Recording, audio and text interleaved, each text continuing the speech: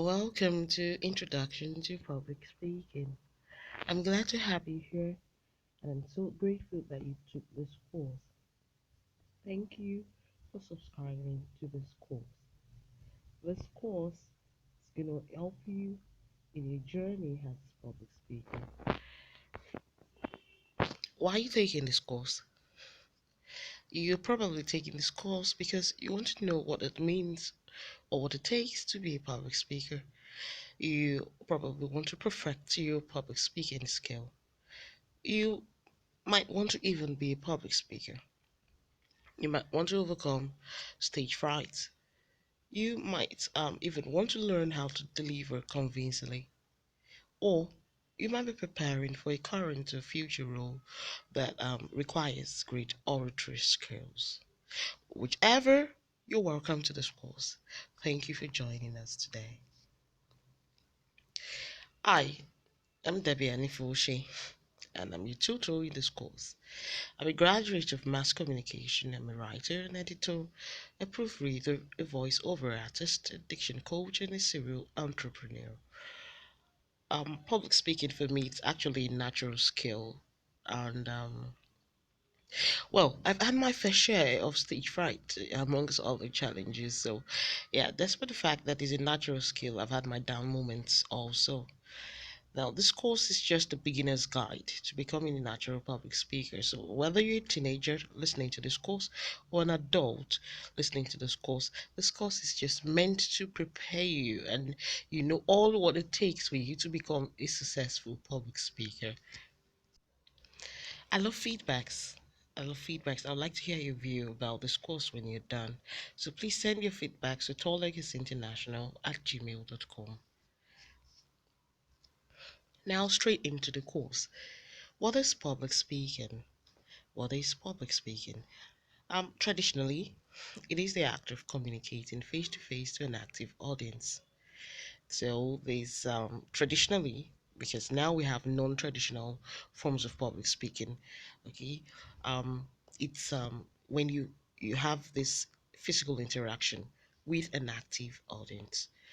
Public speaking has expanded its definition to include video conferencing, and that's what I meant by non-traditional. Okay, so now public speaking can actually be when you're on Zoom, when you're on webinars and and the likes. Okay, but that's not the focus of this course.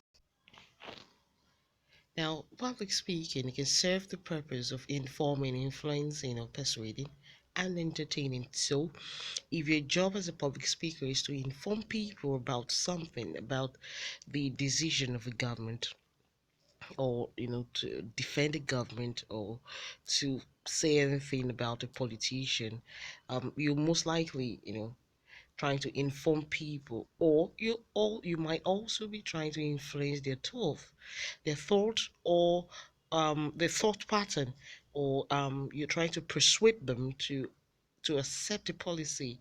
All right, so it's basically public speaking. When you talk to the journalist or you address journalists, either in a press conference or just some group of journalists, you are serving as a public speaker at that moment. All right, as a motivational speaker, you doing the job of a public speaker, the job of a public speaker that persuades, that influences thought patterns.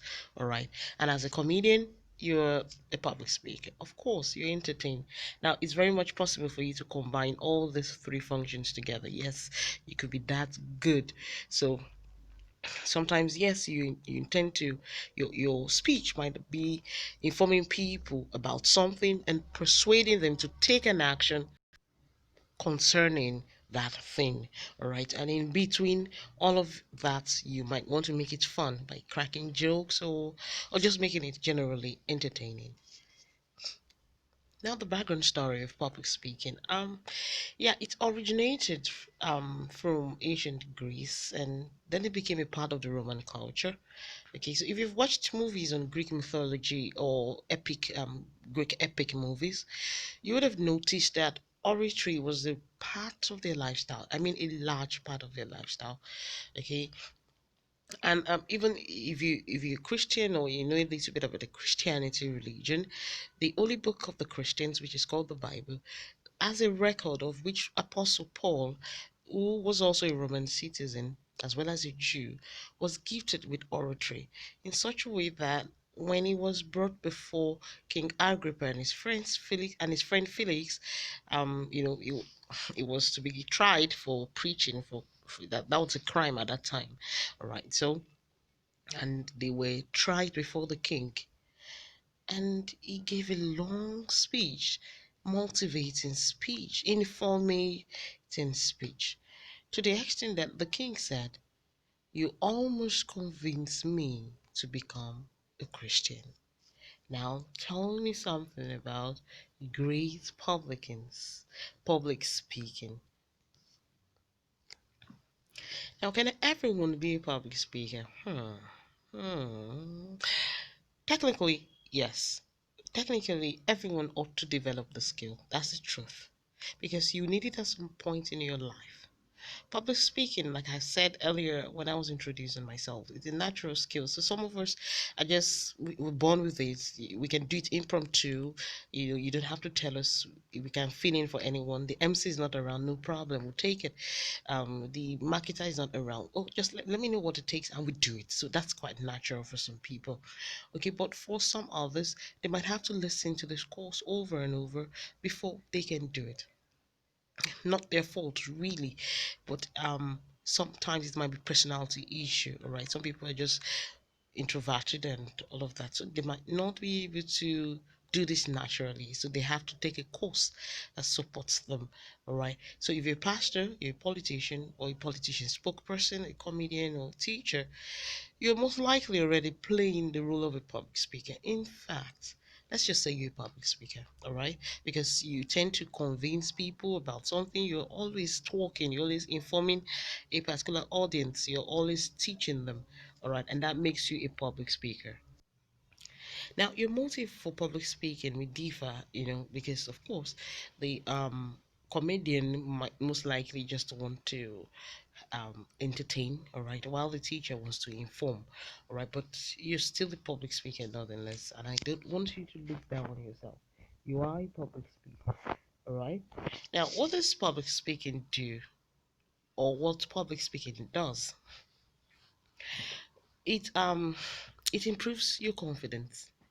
It helps you in advocacy, all right? So your confidence level, we'll talk more about confidence in this course. Your confidence level is hyped, you just have that confidence. All right. It also helps in advocacy. You can advocate for a cause. You can influence people, all right, to take certain decisions. It helps your research skills. You find out that you don't want to be you don't want to be wrong. You want to be very factual. So you discover that you're researching. Okay, through public speaking, you can also overcome glossophobia. Glossophobia is known as stage fright. That's just the nomenclature for stage fright. So when you are a public speaker, you tend to overcome stage fright. You just have the ability to overcome stage fright. Now, it also improves your inference skill. Inference, if you've taken my other course, comprehension course, if you've taken the course, please, and if you haven't, I'll suggest you do. I talked a lot about inference. Okay, there, the ability to infer is a gifted skill. It's a skill that everyone should have. All right, it helps your judgment. It helps you to make sound judgment. All right. Now, what are the ingredients of successful public speaking? We have so many ingredients here. Of course, public speaking is a rich food. So, what do you expect? Yeah, we have knowledge of the language of communication. So, the knowledge of that language you be communicating with, it's one of the key ingredients of public speaking.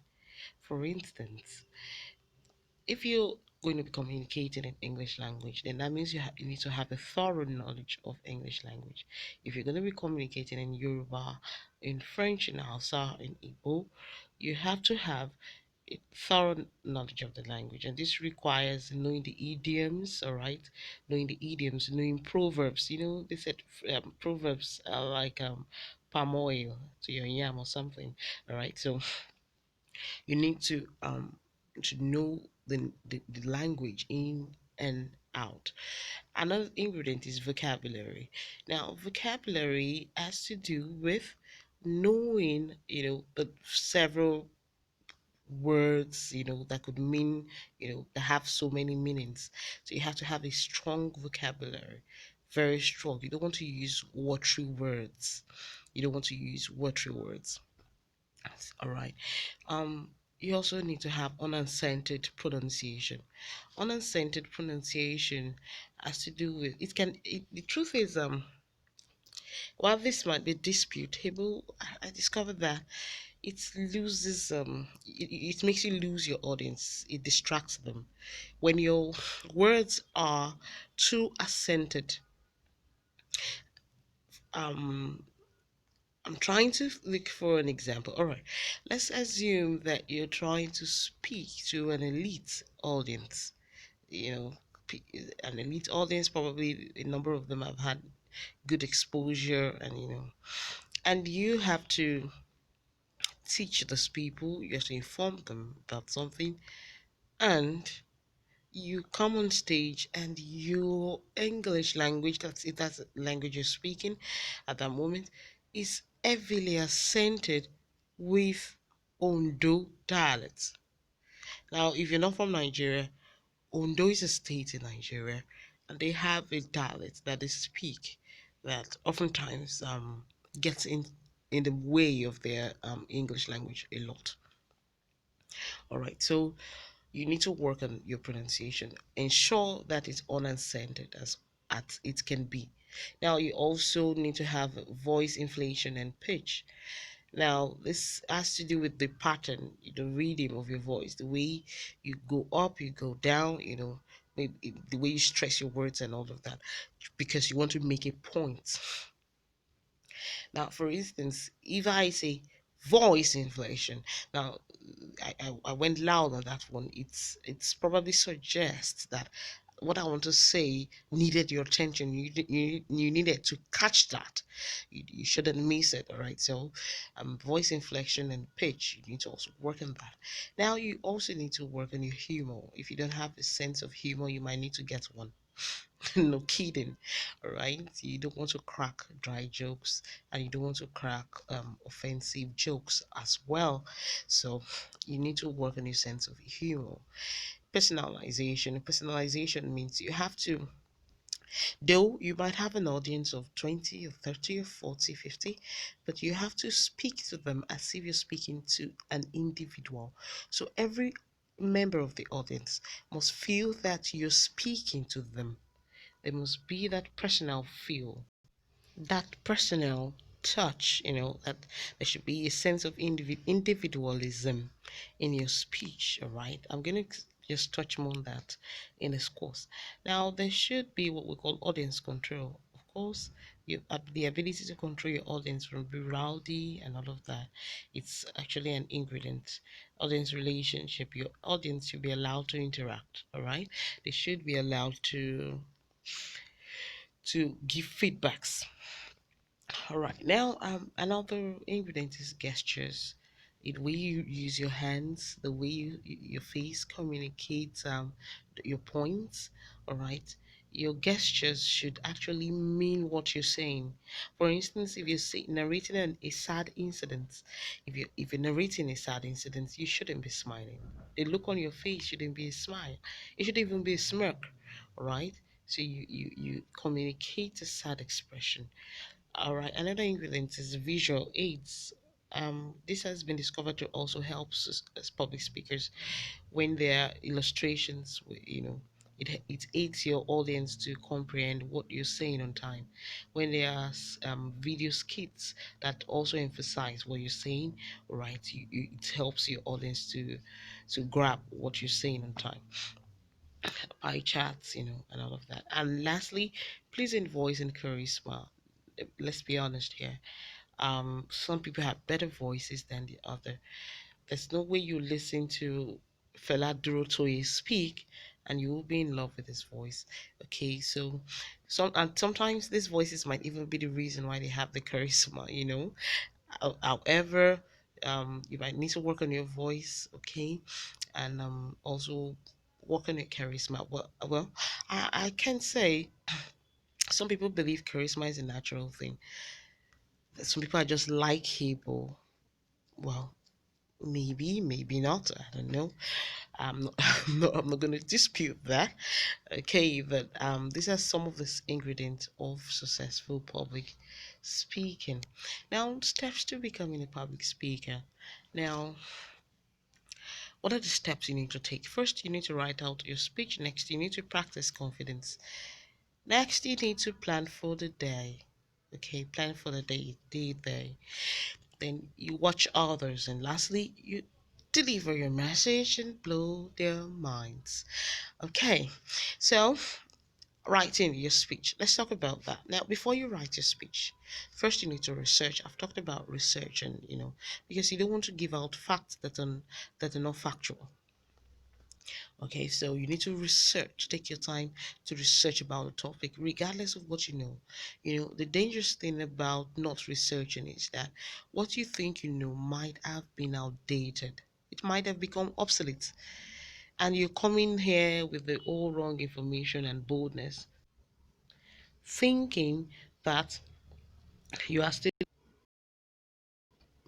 thinking that you're still on a course. All right.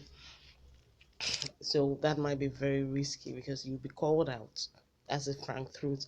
In my country last year, I think there was a presidential debate, and some presidential experience goofed on facts, and people called them out. So that's why you have to be very careful. You have to research. Okay. Now you also have to decide if your speech is meant the function of your speech basically. So if your speech is meant to inform, is meant to persuade, influence, or entertain, right? It can, I've said that before, it can be all. So decide. Now the motive of your speech depends on the motive of your speech controls how you deliver the speech. If your speech is meant to influence, there's gonna be a lot of words that show persuasion. All right.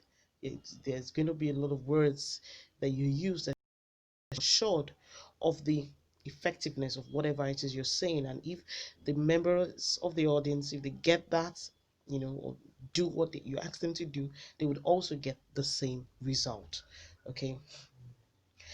Now you need to authenticate your facts and figures. Don't if you meant to say if you meant to say 1000, don't say 1001. You have to make sure that your facts and your figures are right. So all of this you need to take into consideration when writing your speech. um okay, you also have to research on your audience. um this will aid your preparation. You need to know the class of audience that you're going to be speaking to, so that you do not speak above the head.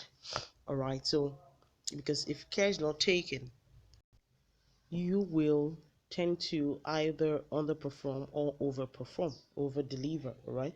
If your audience are educated people and people of great substance, and there you are speaking like you're speaking to school children, using words, okay, that you probably should use for teenagers, then you might have an issue, right? Okay, so research on your audience. And also, now if you're speaking to an audience that are bankers, so you have to use terminologies that are peculiar to them. So that's what researching your audience would help you do. Now you write a draft of your speech. Now when we say draft, that's like the rough work of how your speech would go. When you write a draft, you read the draft back to yourself and look at how you connected or how you linked your ideas and your thoughts. All of your thoughts, everything you want to express, um, should be connected. You don't want to have your points, you know, the here and there where we are looking for it, trying to make sense of what exactly you're saying. Have you listened to people and the reaction of their audience is like, what is this one saying? What is he saying? I mean, we don't get him. All right. So you need to connect your thoughts and your ideas. Now, group your speech into a title, an introduction, a list if necessary, and then conclusion. So just group it so that it's going to help you. This is also going to help you with your thought pattern. It's going to help you gain confidence too, because you know that everything you want to say have already been outlined.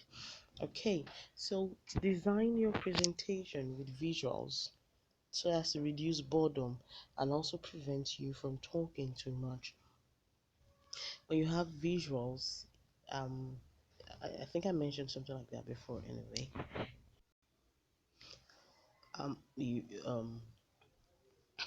I said that in the of I think just some slide backs anyway, where I said you should use videos um of people who have probably gotten the same result like you've gotten, or people who also endorse the same thing you endorse, okay, or of something that just that authenticates what you're saying basically. It also help the audience take their focus off you.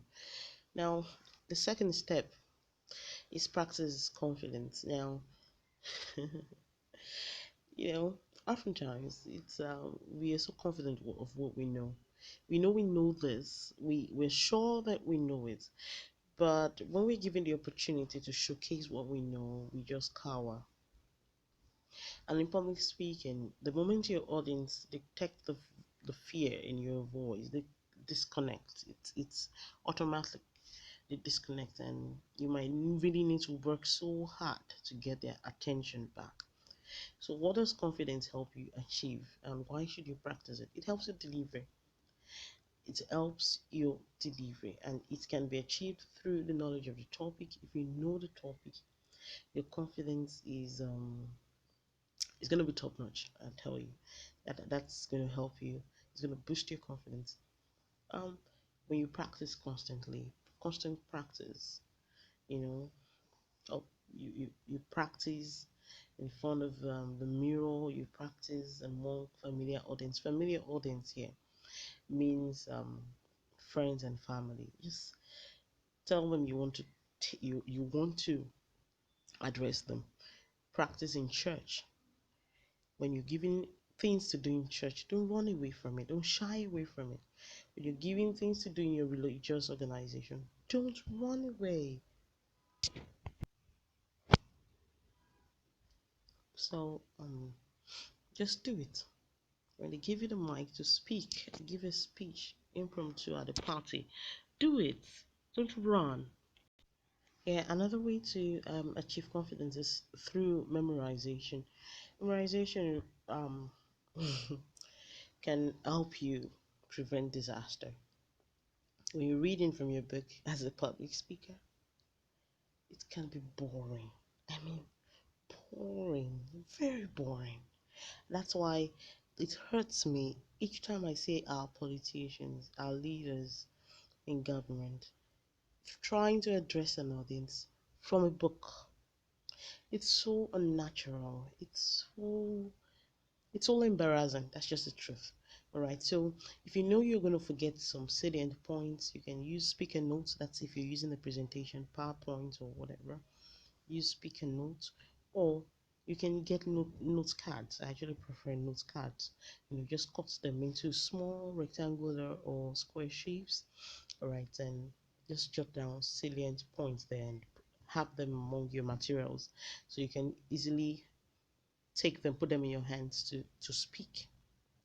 Okay, so it helps you it reminds you of certain points or afterthoughts, things you later thought about and you didn't want to add into your speech. Okay, I've talked about practicing in front of a familiar audience. Also your posture matters. Your posture speaks of confidence. The way you stand, you don't want to stand with your body slowed. You stand erect. You can also put your hands on your hips. All right, you just make sure that you're straight, and you hold the mic well, the microphone well. You don't hold the microphone and your audience can barely hear you. All right. Um, Also ensure that filler words are reduced to the barest minimum. Yeah, this is probably a very difficult skill. Most likely in the length of this video, you must have heard me using a lot of okay, so but that's what filler words are. Um, uh, um, and so um you know those are filler words, so you reduce them to the barest minimum. Okay, and let your facial and body expression let them communicate your words. How did him get into these words? Okay, just ignore. So let your facial and body expression let them communicate your words. Like I said that before, that your expression, the way you hold the mic, the emotions on your face, okay, should be in tandem. I mean, some time ago, I think so many years back, a newscaster was reading the news, and she was saying something about a bomb blast. A bomb blast, and you were smiling. How can you read the news about a bomb blast and you're smiling for camera? It was so fake. It shows that she or he, well, it was a she anyway, wasn't in tandem with the words on a paper or on a teleprompter. Okay, so you need to make sure that your body and your facial expressions they communicate your words. Plan for that day. That's another step. And in planning for that day, you should work on your mindset. Be very optimistic. Very, very optimistic. I am an optimistic person. Yes, I have my down moments. No, no, no wrong about that. I do. But I actually try to believe in the good part. I try to believe that this is gonna be a success, right? And I keep affirming positive reactions. People would do this, people they would love my presentation, they would listen to it, they would do this, they would do that. You can put all of that on your wall, write it out. Weeks ahead, my presentation will be good, my presentation will be great. You need to work on your mindset. You really don't want to think that you will make a mistake. Next, you determine to arrive on time, and please do so. It's one thing to determine, is another thing to achieve it. Arrive on time and achieve that. Arriving on time helps you. I mean it. I mean it. I remember once I was late for an exam because I was reading, right? So I entered the exam, all the questions were, wonderful. I finished them. Unfortunately, I didn't write my name. So, and that's what tension can do to you. So the moment you're entering into that all late, all of your preparations will fly out of the window. So please ensure that you're punctual. Now, also bring out your favorite and most comfortable attire. It might be your favorite and it might not be comfortable. So please make sure whatever you're putting on is comfortable. Let's just say comfortable. Okay, maybe we should ignore the favorite part. Make sure that it's something that gives you so much confidence and comfort when you put it on. Get familiar with your material. I've talked about memorization. Know your material in and out. So know your material so well that you can deliver the speech without it. Let's assume that power supply is interrupted, anything goes wrong. You can do that presentation without, the aid of all of this gadgets. Okay. Now also check out your devices. Make sure that everything you're going to be using is working. Your projector. Check out your slides. Check out everything. All right. You don't want anything to go wrong that day. Trust me, you don't. Okay. And also avoid meals that could upset your stomach. Um, I think this is clear enough, right? If possible, don't eat. Just take water. Okay, so that you don't have stomach upset on that day. So plan your meals accordingly. Not even that day, even the night before. If it's a speech meant for the morning, make sure that the previous night you didn't eat anything that could upset your stomach. Next, watch others. When you watch other known and unknown public speakers. It actually helps you, have a great start. It boosts your confidence. It helps you learn one or two. All right. It's just watch them. It does a lot of good for you, and you can also even watch them on YouTube and all of that, or you even attend their live events. You can attend a live event of public speakers in your niche. So if you're a comedian, go for comedy shows. If you just want to be a public speaker in some other field, attend live events and watch how people who deliver, how they do this. All right. And sometimes it's free, so you can just go. Now you can also watch others to create your style. Yes, you can watch so many people and you pick out your style. It happens even to writers. We read other people's work and we want to write like them. Okay, but we just have to be careful as well. You have to be careful. You don't want to mimic them in such a way that you don't have an identity. And people begin to say, oh, he's trying to talk like Villa Dirotwe. She's trying to talk like German, you know. So that's going to be very, very, it's going to backfire. That's just it. Now, you also watch others to boost your confidence and your self ability. It helps you boost your confidence. I've said that before. Now, if you're looking for an online space where um, you can hear or listen, or practice, or watch lot and lot of TikTok is I think it's free. Yeah, so you can see a lot of TED Talk. You can follow them on Facebook. All right, where you get to see lots and lot of public speakers giving speeches on different topics. I mean, different a whole range of topics. I aspire to be a TEDx speaker too one day. Yeah, I intend to. Right. Now, the next step for you is delivering the message. You've done your speech, you've created it, you've planned for it, you've practiced your confidence, you've done so much, all right? Now, how do you deliver the message? Now, your speech is a message, okay? And you have a motive for that speech. And the intention of that speech must be successful. So, if you intend to inform, make sure that people have been informed. If you intend to influence, make sure that they've been influenced, all right? And if you intend to entertain them, oh boy, blow their minds, crack their ribs, okay? Make them laugh. All right. Now, if you also intend to okay, I've been able to explain that. Now, sometimes your speech may lack substance. Yes, sometimes your speech might be watery, very watery, very, very watery. But your delivery can make up for that. So the way you carry yourself, the way you comport yourself, the way your confidence level, and your body expressions and your use of vocabularies and all of that might make up for that. And people don't even think about your speech. I mean, people don't, they forgive you for that watery speech. All right. Okay, so I talked about making your personalization. I talked about that under the ingredients. Now, yes, in your delivery, make your speech conversational as possible. Use personal pronouns.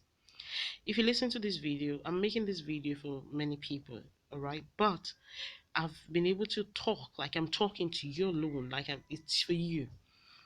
So I say personal pronouns are I, me, you, you know those are pronouns that talk about individualism, all right? So use personal pronouns, use them a lot. Talk to the audience as if it's a one-man audience, all right? Talk to the audience as if it's a one-man audience.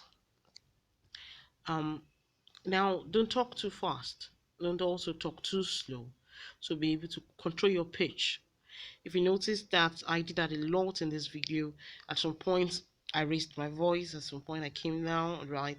At some other times I went fast, at some point I slowed down, right? So that's what you do. And also remember all the rules that portray confidence. If you've forgotten that, go back to practice confidence. Go back to that slide. You're going to get everything there. Now, if you're unsure of an information, when you're not sure of an information you want to say, Tell your audience that I will update you during the question and answer. Don't allow that delay you. Don't allow that break the flow. Okay? Tell the audience, instead of you trying to gamble and give out false information, don't even do that. Tell them, I'll update you during the question and answer. So when the question and answers or the questions are going on, you're researching and probably you have someone take notes for your questions. Okay, so if you're also afraid of making eye contact, you can tell them to turn off the lights. But that's if you're in an enclosed place anyway. So if it's a broad daylight, open space, public speaking, this will not pertain to you. So, but you shouldn't be scared of eye contact. I've told you how that works. You okay, I didn't mention that you don't look at people straight into the eye. No, no. You might want to look into the eye of those you're familiar with, maybe the organizers, okay, if at all you need to make eye contact. But if at all you're so scared, probably because it's your first speech, just look at their ears or their head gears, all right? Look at their head gears if they have one on, or their ears. Just keep looking at everything. Don't make direct eye contact if you're so afraid. Maybe because it's your first or your second, all right? But with time, you won't be afraid of making eye contact. Okay, so your opening sentence also matters a lot. You don't have to start with an introduction. Oftentimes, they give people the microphone, and the next thing they're saying is, "Thank you so much for having me. Like I've been introduced, my name is so and so." Come on, cut that out. You could crack a joke with your opening sentence. Your host introduces you, you get the mic, then you crack a joke about your host, or crack the joke about yourself when you were coming to that event. Something happened that was funny. You crack a joke. It could even be a personal joke. Crack a joke. That's way you've been able to get your audience attention, and you've also been able to give. Of course, everyone will have a good. Yes, of course, everyone will have a good laugh. So, including yourself. Yes. So, and this helps you, to have a good start. I've mentioned using engaging videos. It could be an online video you pulled down to explain your message. Okay. Also allow your audience interact. It reduces the focus on you. Let someone answer question. Let someone ask question. Let the audience talk. All right. Let them have interactions. It takes off that focus away from you for a while, and you can probably, if you've lost confidence, you can regain it before the attention is turned back on you. All right, so I think we've come to the end of this course. It's been wonderful trying to create this very short course. I'm so conscious of time. I really don't want this course to be too long because it's a free course, and I understand that not everyone has that attention span to sit in front of a video like that. So, but I believe you've been able to learn a thing or two. Now, if there's anything you need to work on, if there's anything you need, probably your language of delivery. If you speak English language, I'm a diction coach, and I help people work on their pronunciation. If you want to get rid of accents, I think I can help you do that. And if you want to work on your confidence, I think I can achieve that with you also. So if you need my services, all you just have to do is send me a mail on talllegacyinternational@gmail.com. Thank you for taking this course. You can follow me on Facebook at Tall Legacy Consults. There I dish out so many, many, many information for free. I'm glad you took this course. And till I come your way next time, I'm Debbie Achiboyani Fowoshe. Oh, and that reminds me, I will be launching a free video very soon. It's a video that I think you should watch out for. Just stay tuned.